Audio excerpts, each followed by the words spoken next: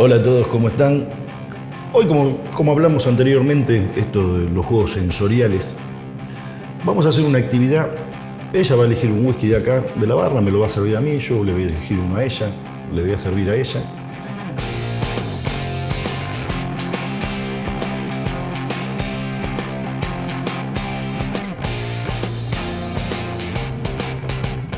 Y obviamente que es muy difícil, ¿sí?, saber qué whisky es y demás, y no es la idea, pero sí empezar a analizarlo.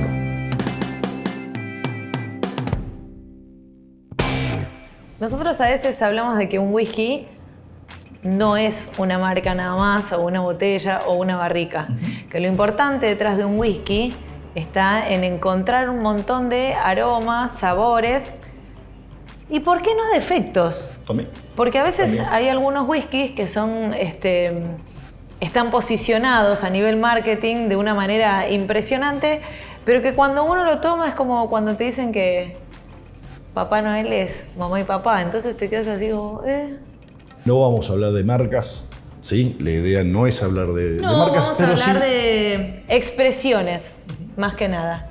Y vamos a tratar de descubrir zonas, tal vez, aunque hoy por hoy tampoco nos podemos regir mucho por el tema de las zonas. Pero todos tienen... Pero todo tiene como una reminiscencia. Obviamente que sabemos todos los whisky que tenemos acá y para nosotros capaz va a ser más fácil. Exacto. Sí, porque, digamos, conocemos prácticamente todos los whisky que tenemos acá en la barra. Pero sí, vamos a ir de a poquito Como cuando hicimos la cata ciegas. Claro. Cuando hicimos la cata ciegas, pusimos 3 expresiones de whisky que obviamente son bastante difíciles de conseguir en el mercado. Y pusimos un blend. Un blend común. Y un blend que uno, por ejemplo, si va y elige la botella, si ve en realidad la botella en una góndola, no la elige. ¿Por qué? Porque era un blend estándar, muy bien logrado para su época, porque es un whisky que, o sea, ya traspasó la barrera del tiempo. Y bueno, encontró justo Hernán una botella ahí en el cajón de los recuerdos. Y cuando la gente lo olía y muchos dijeron que les gente... parecía un single malt. Exactamente. ¿Por qué? Porque antiguamente tenían más cantidad de whiskies de malta, claro. Los whiskies tenían menos cantidad de whiskies de grano y muchísima gente se sorprendió cuando vio la botella. Y los whiskies de grano tenían una maduración extra a la que le hacen ahora, ¿no? Que hacen ahora. Por eso mismo hay un montón de compuestos que van desapareciendo. Después vamos a meternos así un poquito más en el tema técnico, pero por ejemplo, a medida que va pasando el tiempo, hay un montón de compuestos que van volatilizándose, que se van perdiendo, que van haciendo, por ejemplo, la madera también ayuda mucho a lo que es la parte de amalgamar ese whisky, todos esos compuestos, y después obviamente está en la mano del maestro mezclador en buscar diferentes perfiles de diferentes barricas. Obviamente sabemos que un blend está hecho con un montón de whiskies de muchas destilerías y con whiskies de grano también. Entonces, la idea era que ellos descubrieran eso a través de... Fue una cata muy divertida. Ojos cerrados. Fue una cata muy bueno. Una cata muy divertida. Salió de lo común. Exacto. ¿Sí? Empezás vos, me servís. Bueno. No es la idea el descubrir qué whisky es, qué marca es, ni tampoco los años y demás. Hay algunas competencias afuera. Una actividad muy linda en la destilería Aperlow, ¿sí? Cuando uno va a conocerla, es una cata ciegas. Y hay que definir si estás primer uso de barrica, segundo uso de barrica. Te piden que más o menos adivines con 5 grados de diferencia el volumen alcohólico. Cosas que se pueden hacer, obviamente, con la práctica. Para eso son los talleres que damos y demás.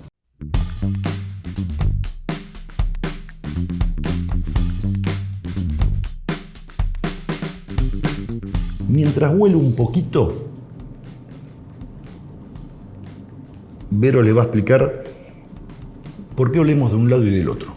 A mí me veían oliendo, ¿por qué lo empecé a explicar? Porque me veían oliendo de un lado y oliendo del otro. Y entonces más de uno pensaría, tiene la nariz demasiado grande. Y sí, tengo la nariz demasiado grande, pero ese no era... Igual te queda bien con la cara, no era, ya nos acostumbramos. Esa no era la razón. La razón de oler de un lado y del otro es porque nosotros tenemos el cerebro dividido en 2 hemisferios. Con uno vamos a percibir todos los aromas más intensos, mucho más fuertes, y con el otro vamos a percibir aromas completamente diferentes. Entonces, cuando uno huele de un lado y huele del otro, esto hagan la prueba después si quieren en casa con cualquier cosa, no solamente con un whisky, y se van a dar cuenta que de un lado sienten de una forma y del otro lado sienten así como un aroma o un olor más leve. ¿Cuándo decimos aroma y cuándo decimos olor? Porque a veces uno dice, sí, tiene olor a... El olor es cuando es algo fuerte, feo, y el aroma es cuando es algo agradable.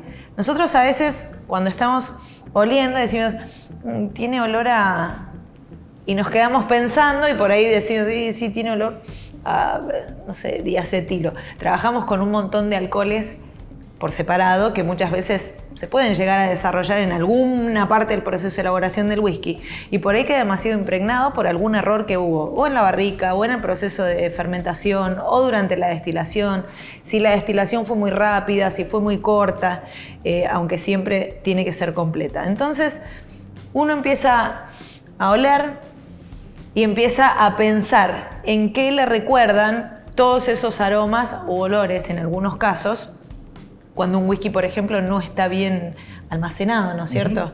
Entonces, empezamos a trabajar con la memoria olfativa.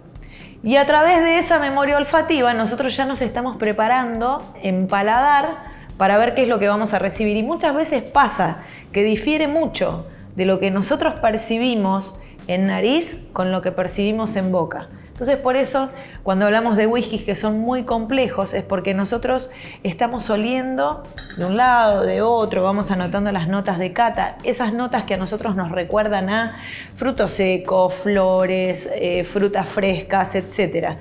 Y después, cuando nosotros tomamos, a veces pasa todo lo contrario. Vos decís, yo lo olí y me parecía como que era demasiado fuerte, pero lo probé y me pareció muy untuoso en boca y me persistió un montón de tiempo y era redulce. Son tantos los descriptores de aromas y sabores que podemos encontrar en un whisky que tenemos que intentar utilizar todos nuestros sentidos para empezar a achicar y empezar a buscar por ahí. Mientras yo te sirvo, contanos un poquito qué nos puede llegar a decir el color del whisky.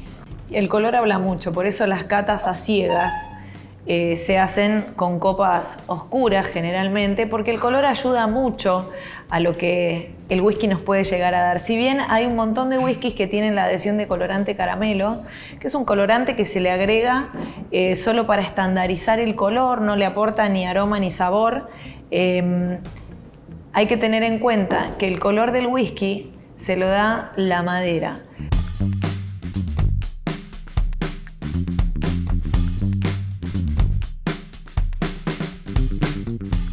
Mira, justamente acá tenemos una gran diferencia. ¿Cómo me doy cuenta? Por ejemplo, vos tenés ahí un whisky que tiene un color tirando a oro, ¿sí? Un color bastante pálido, si se quiere.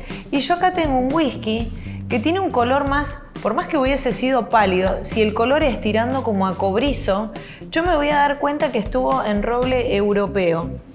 Esto es roble americano y esto es roble europeo. Me doy cuenta porque la composición del roble europeo es muy distinta a lo que es la composición del roble americano. La composición química. Exactamente. Hay una sustancia que es lo que le aporta el color, que es la lignina, y muchas veces en el tipo de roble americano nos va a dar estas tonalidades más bien tirando como a oro. Y en porcentaje el roble europeo tiene un porcentaje mayor de lignina que el roble americano. Entonces, por más que sean barricas que tuvieron más usos tal vez, siempre nos van a dar un color pálido pero tirando a un cobrizo. Y las otras barricas, por más que sean más nuevas, siempre nos van a dar tirando un color, por ejemplo, tirando a oro. Con los usos de las barricas, sí, obviamente va acortándose un poquito el color, ¿sí? Pero igualmente, siempre una barrica, por ejemplo, de roble europeo, que contuvo Jerez, ¿sí? Un segundo, un tercer y un cuarto uso, cada vez se va aclarando más, pero la tonalidad sigue estando. O sea que ya por vista, si no tendríamos whiskies con agregado de caramelo, ya por vista, ya me estoy preparando, ¿sí? Es el primer sentido que me prepara para saber qué es lo que estoy tomando. Es ahumado. Muy bien. Ahumado Highland, ahumado de alguna isla, no, esto puede ser de Islay, puede ser de alguna isla, de Highland no. ¿Por qué? Es bastante iodado. Bueno, esa es una de las grandes diferencias. Nosotros en las islas nos vamos a encontrar con mucha cantidad de algas, yodo, etcétera, por el tipo de turba que crece en esas regiones.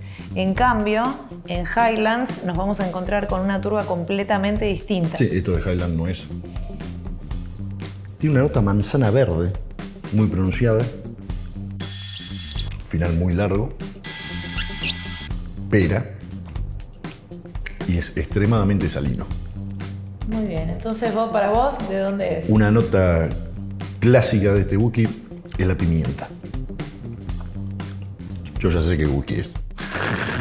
Sí, pero es un whisky de isla. Sí. Es un whisky de isla, salino, pimentoso. En nariz se le siente mucho la manzana verde. Y en boca, bastante la pera.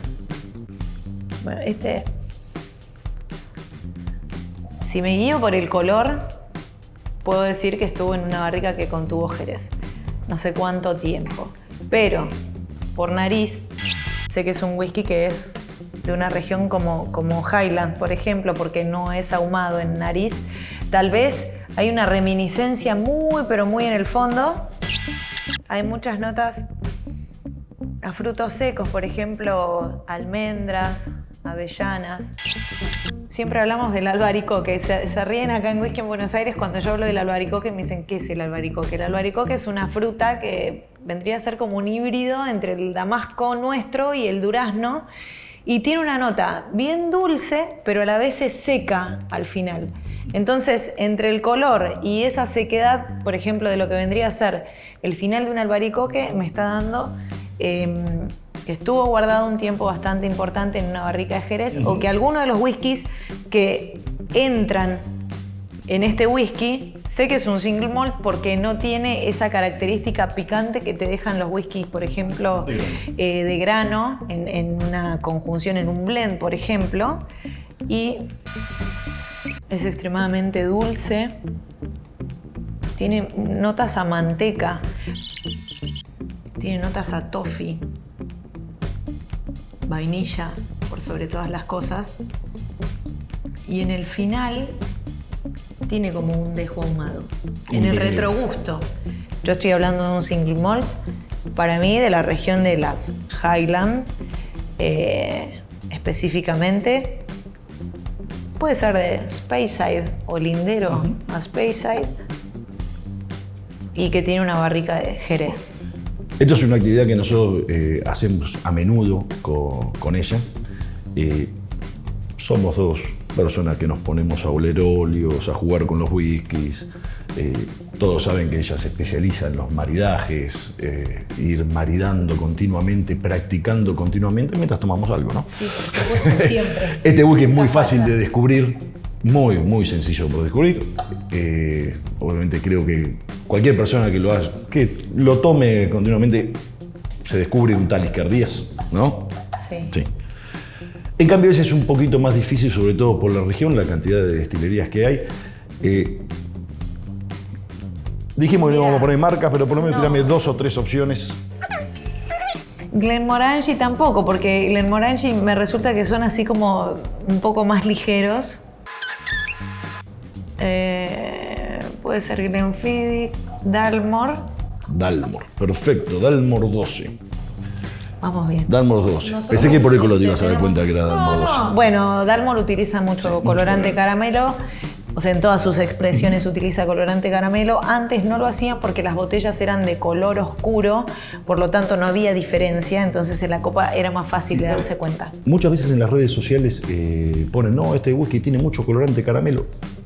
En realidad es una cuestión para que todas las botellas estén parejitas, no le cambia el sabor. Realmente el whisky Dalmor tiene unas barricas de Jerez muy importantes, se utilizaron durante muchos años, tenían la exclusividad de las barricas Matusalén. Sí, de González Víaz. Exacto. Realmente tiene unas expresiones espectaculares. A mí en lo personal el Valur, que son 7 diferentes tipos de barrica, me encanta y es un whisky NAS.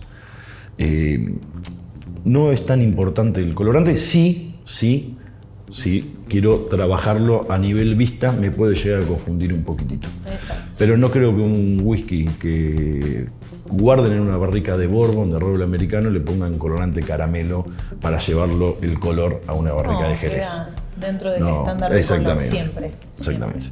Y nosotros seguimos. Vamos a seguir. Vos. Brindamos y nos vemos la próxima. Hasta luego.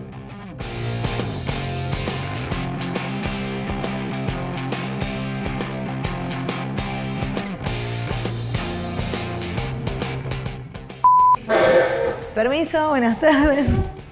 ¿Qué harías si tuvieses el DeLorean? El auto de Volver al Futuro. Sí, la máquina del tiempo. Casi se nos mata acá. Sonó, ¿eh? ¿Te irías antes del 1745 a Escocia? Sí. Pero me gusta más los whisky de ahora. Acordate cuando probé ese que tenía gusto a pescado. Sí. No veo bien. Hernán, ¿sos vos? ¿Y cómo se hace para enganchar todo eso vos? ¿Ah, sí? ¡Estúpida heladera! Venía bien.